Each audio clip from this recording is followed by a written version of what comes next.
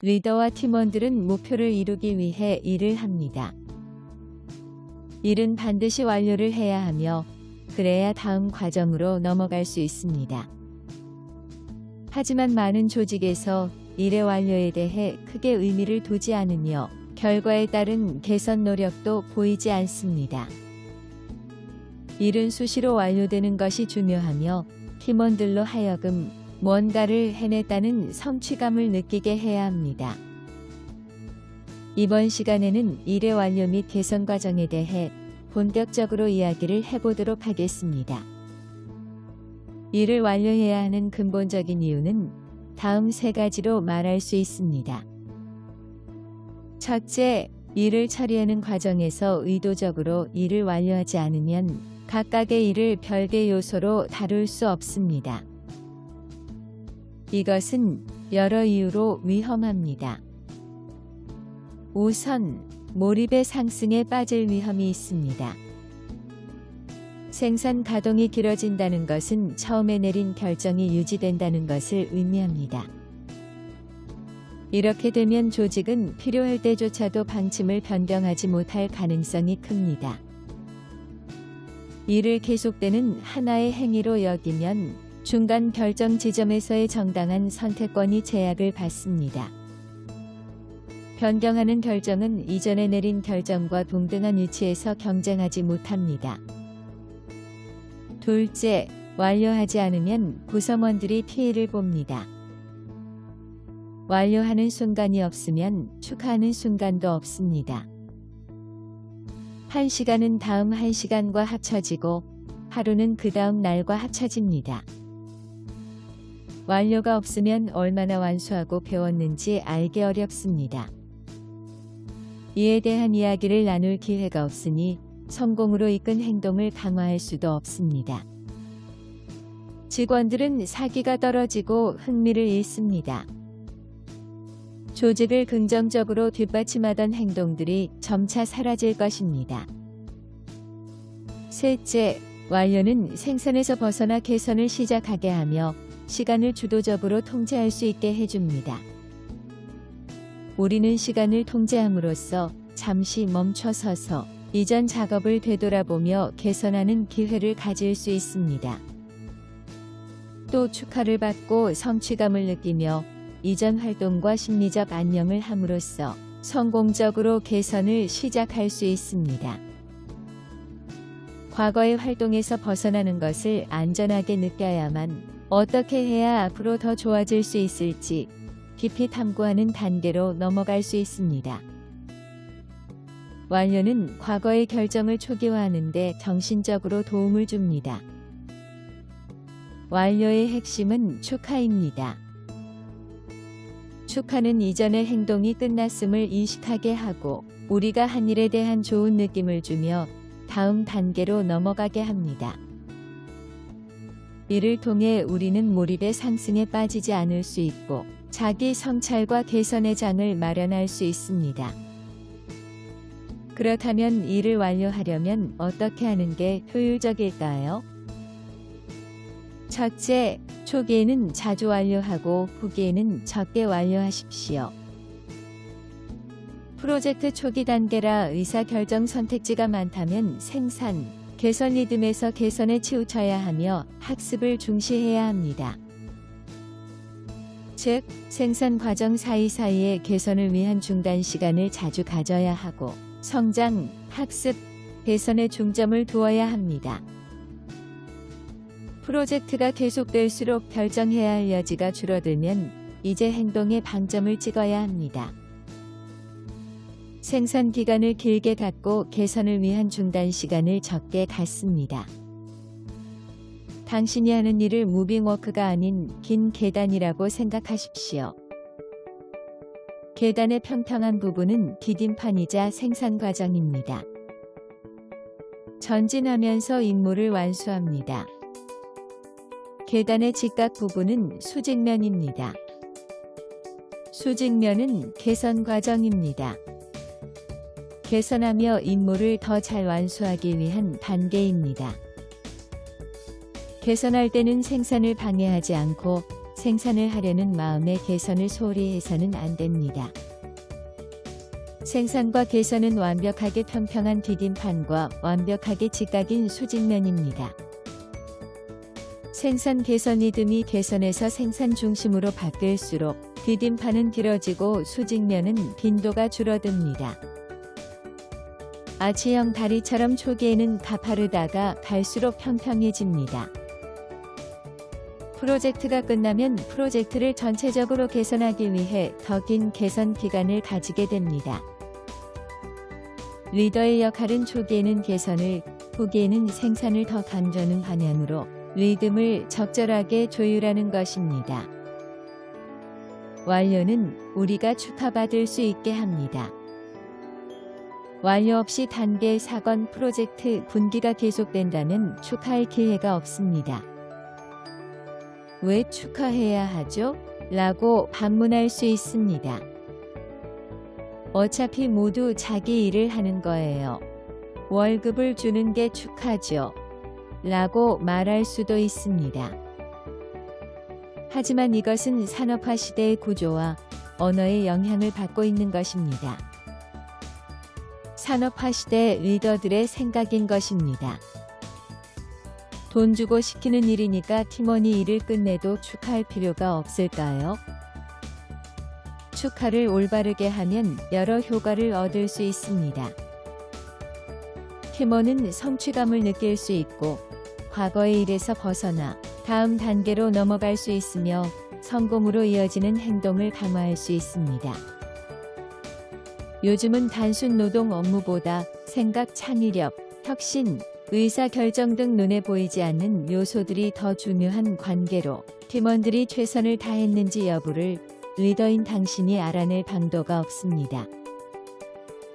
팀원들이 완전히 몰입하기를 원한다면 그들이 성과를 냈을 때 적절한 보상을 해주어야 합니다. 축하가 바로 그 보상입니다. 하지만 성과를 축하하는 것은 쉬운 일이 아닙니다. 우리가 평상시에 축하를 하지 못하는 3가지 이유가 있습니다. 첫째, 축하하기 위해 멈추면 생산하는 시간이 줄어들고 효율이 떨어집니다. 즉, 낭비가 발생합니다. 둘째, 팀이 다음 단계를 지속할 의욕을 잃고 그대로 안주할까봐 걱정합니다. 셋째, 일을 하나로 길게 이어진 컨베이어 벨트로 봅니다. 그래서 아직 다 못 끝냈기 때문에 축하할 것이 없습니다. 축하하기 위해 잠시 멈추면 생산 과정은 중단됩니다. 멈춰 있는 동안 노동자들이 다음 생산 과정에 대한 아이디어를 떠올리면 어떨까요? 하지만 정해진 시간을 준수하고 방해하며 순종하는 옛날 사고방식에 사로잡혀 있는 조직에서는 팀원이 의사결정에 참여하는 것을 리더의 권위를 손상시키는 행위로 봅니다. 그래서 리더는 팀원들이 항상 시간에 쫓기도록 몰아붙입니다. 생각하거나 성찰할 시간을 주지 않고 오로지 행동에만 몰두하게 합니다. 산업화 시대에서 생산 과정에 필요한 것은 쉬지 않고 일만 하라는 리더의 훈계였습니다. 산업화 시대, 즉 결정자와 행위자를 확실히 구분하던 때에는 이 방식이 이치에 맞았습니다. 하지만 노동자들을 기준과 목표, 마감 기한으로 관리하면 그들은 최소한의 요구사항만 충족시키며 일을 하려 합니다. 일에 대한 개인의 만족감이 없기 때문입니다. 그들에게 일은 해치워야 하는 어떤 것, 혹은 하기 싫은 과업의 연속으로 느껴질 뿐입니다. 무엇 때문에 조직의 요구사항보다 더 오래, 더 많이 일을 하겠습니까?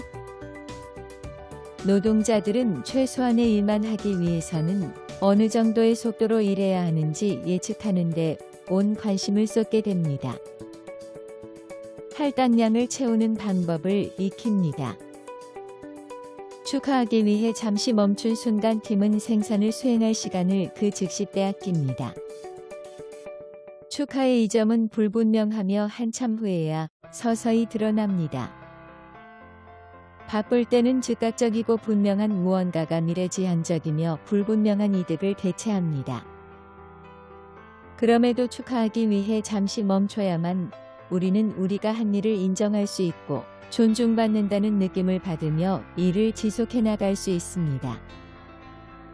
팀원들은 이를 긍정적으로 받아들이며 더 적극적으로 업무에 임할 것입니다. 존중받는다고 느끼는 사람들은 팀에 공헌하게 되므로 긍정적인 미래를 맞을 가능성이 높습니다. 축하는 건전한 직장의 필수 요소입니다. 업무 완료 효율화의 두 번째 방법은 축하해주는 게 아닌 축하를 나누는 것입니다. 보통 우리가 받는 축하는 형식적이거나 바로 비판이 따라붙습니다. 분명 이런 말을 들어본 경험이 있을 것입니다. 잘했어. 그런데 이 부분은 좀 바꾸는 게 어떨까? 이러한 전형적인 축하에는 여러 문제점이 있습니다. 이건 성과를 충분히 인정해주지 않는 축하입니다. 그 사람이 어떠한 노력을 했는지 이야기를 이끌어내지 않는 축하입니다. 관찰을 통해 유용한 것을 찾아내지 않는 축하입니다. 협력보다는 권위에서 비롯된 축하입니다. 결국 축하를 나누는 게 아니라 축하해주는 것입니다.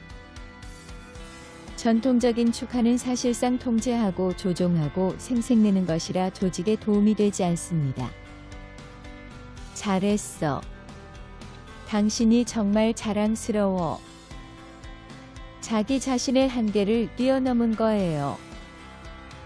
이 말들은 축하해주는 것을 나타내는 예시입니다. 이러한 축하는 말하는 사람이 심판이 되어 좋은 기분을 독차지합니다.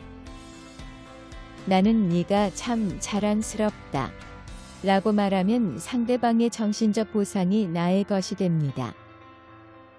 자랑스럽게 느끼는 사람이 상대가 아닌 나 자신이기 때문입니다. 좋은 것은 내 기분입니다. 축하받는 사람에게 이 말은 내적 동기가 아닌 외적 동기가 됩니다. 성취 그 자체로 기쁨을 느끼는 것이 아니라 남을 기쁘게 하는 것에서 만족을 느낍니다. 게다가 이런 표현들은 칭찬받을 행동을 더 많이 해야겠다는 목표를 갖도록 합니다. 조종이며 타인을 기쁘게 하려는 사고방식을 장려합니다. 축하를 나누려면 평가하지 말고 인식해야 합니다. 판단하지 말고 관찰해야 합니다. 칭찬하지 말고 소중히 여겨야 합니다. 관찰한 것을 묘사하고 행동에 대한 감상을 표현하며 축하합시다. 그 표현은 다음과 같습니다. 새 부문으로 나눠서 발표해준 덕분에 무슨 이야기를 하고 있는지 이해가 잘 됐어요. 상품을 제때 출시할 수 있을 것 같아요.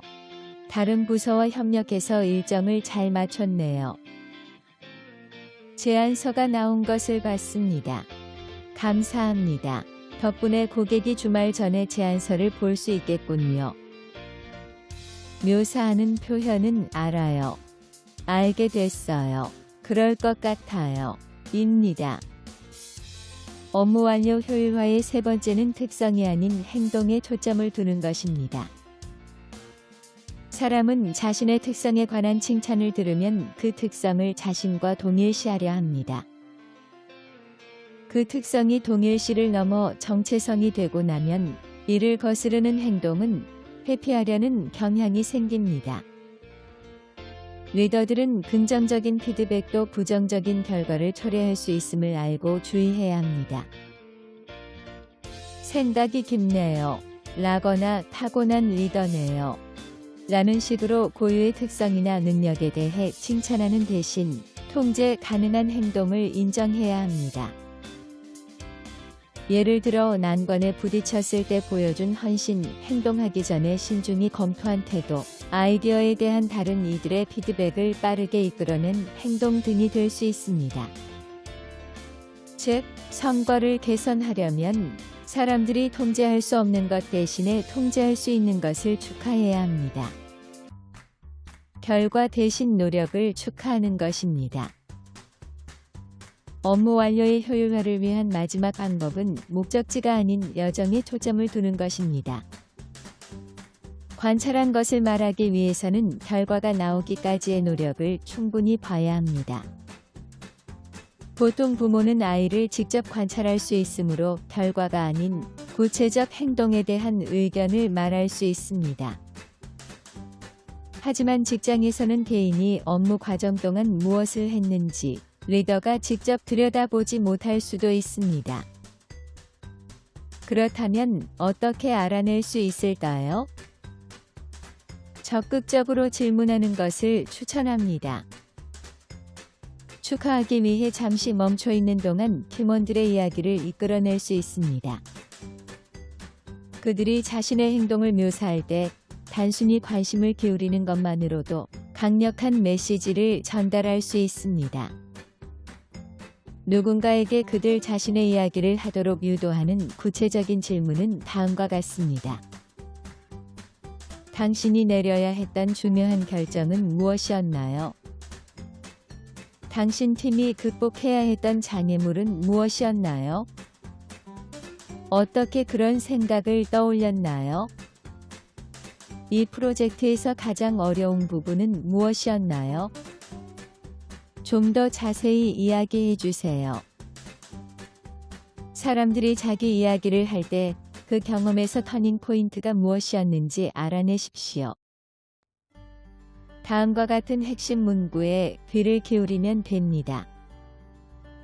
그래서 우리는 결정했어요. 라거나 우리는 갈림길에 서게 됐어요. 혹은 우리는 난관에 봉착했어요. 그때 더 깊게 파고들어 다음과 같은 추가 질문을 던져야 합니다. 어떤 난관이었나요? 무엇 때문에 그런 행동을 했나요? 그래서 어떻게 됐나요? 무엇을 걱정했나요? 다시 말하지만 무엇과 어떻게로 질문을 시작하십시오. 또 짧게 질문하십시오. 질문한 뒤에는 완전하게 답변할 수 있도록 여지를 줘야 합니다. 목표에 도달하는 과정을 하나의 여정으로 생각하는 마음을 가집시다. 완료는 우리에게 성취감만 주는 것이 아니라 이전의 행동에서 심리적으로 분리될 수 있게 합니다. 또 이전 프로젝트에 할당되었던 인지적 자원을 완전히 새로운 프로젝트에 쓸 수 있게 합니다. 컴퓨터를 깨끗하게 리셋하여 원치 않는 메모리를 지우고 새롭게 시작하는 것 같습니다.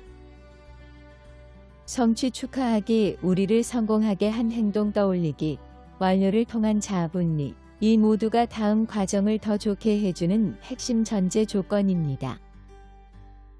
이를 완료하면 개선 과정이 필요합니다.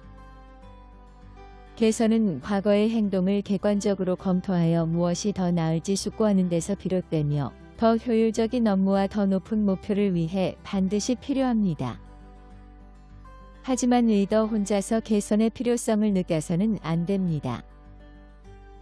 팀원들도 전보다 나아지는 사고방식을 받아들이도록 해야 합니다. 이를 위해서는 어떻게 해야 할까요? 첫째, 내재적 동기를 이해해야 합니다. 산업화 시대에서는 결정자와 행위자가 분리되어 있었기 때문에 관리자는 노동자가 스스로 결정하지 않은 일을 하도록 외적 동기 요인을 사용해 강요해야 했습니다. 외적 동기부여 방식은 당근과 채찍입니다. 잘못된 행동을 했을 때는 처벌을, 좋은 행동을 했을 때는 보상을 합니다. 외적 동기부여는 관리자가 노동자를 판단할 권한이 있다는 전제를 내포하고 있습니다. 하지만 이 방식은 요즘 직장에서는 효과적이지 않습니다. 외적 동기부여는 나아지는 나로 관점을 바꾸기 어렵게 만들고 이는 사람이 성장하는 데 걸림돌이 됩니다. 사람들은 내재적 동기가 있을 때 일을 더 잘합니다. 즉, 업무에 통달했다는 느낌이 들게 하는 능숙함, 다른 사람과 연결되어 있다는 느낌의 관계성, 자신의 삶에서 중요한 것들을 스스로 통제한다는 느낌의 자율성 등입니다.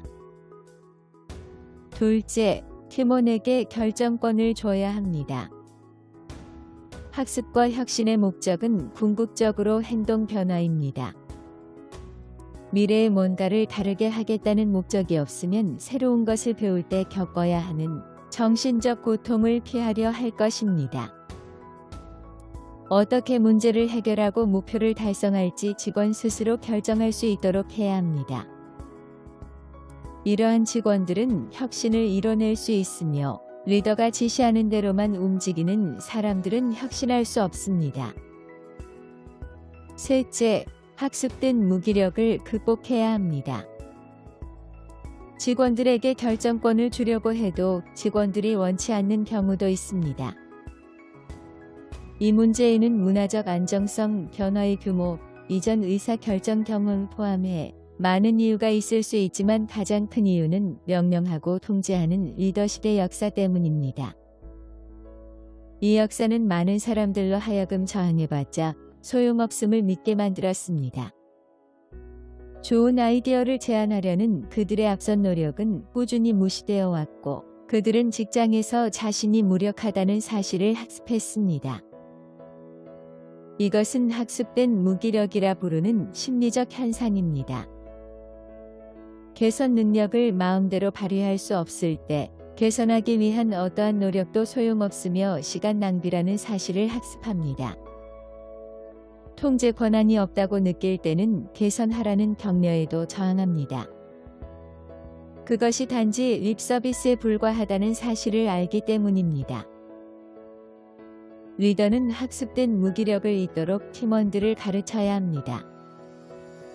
그 자세한 내용은 다음과 같습니다. 과거가 아닌 미래에 집중하기. 내부가 아닌 외부에 집중하기. 사람이 아닌 과정에 집중하기. 실수를 피하는 것이 아닌 탁월해지는 것에 집중하기. 결국 개선의 목적은 나아지는 나를 잘하는 나보다 우위에 두는 것입니다. 그래야 업무의 개선안을 찾을 수 있고 배움에도 효과적입니다. 모든 사람이 당시 최선을 다했다는 사실과 함께 우리에게는 개선의 여지가 있으며 개선이 공동의 목표라는 점을 인식해야 합니다. 모두 좋은 의도였다고 가정할 때 진정으로 개선할 수 있습니다. 리더는 팀원 개개인이 일을 완료할 수 있도록 돕고 완료하는 축하하는 역할을 해야 합니다. 일에 대한 개선 노력도 기울여야 합니다. 그만큼 일에 대한 리더의 역할이 중요함을 다시 한번 깨닫고 오늘 배운 내용을 실천하는 마음을 가져야 하겠습니다. 감사합니다.